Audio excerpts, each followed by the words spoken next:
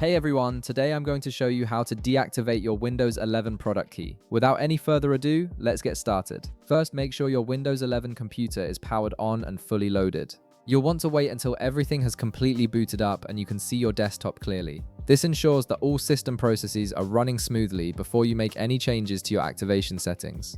Once your PC is ready and you're on the desktop, you'll need to access the command prompt with administrative privileges. To do this, start by clicking on the Start menu icon located in your taskbar at the bottom of your screen. This is the Windows logo that serves as your gateway to most system functions and applications. After clicking on the Start menu, you'll see a search bar appear. In this search bar, type in CMD. This will bring up the command prompt application in your search results. Now here's an important step. Instead of simply clicking on command prompt, you need to right-click on it. This will open a context menu with several options. From this menu, select Run as Administrator. This step is crucial because deactivating a product key requires elevated permissions that only administrator access can provide. A command prompt window will now appear on your screen, displaying a black background with white text. This is where you'll enter the command to deactivate your product key.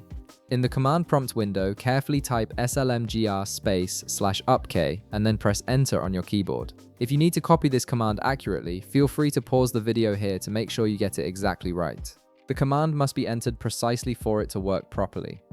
After you press enter, the system will process your command. You'll need to wait just a moment while Windows executes the deactivation process. Within a few seconds, a small notification window will pop up on your screen, confirming that your product key has been successfully uninstalled and deactivated from your Windows 11 system. This means your Windows installation is no longer tied to that specific product key and you've completed the deactivation process. And that's it, you've successfully deactivated your Windows 11 product key using the command prompt. If this video helped you out, be sure to leave a like, subscribe, and I'll see you in the next one.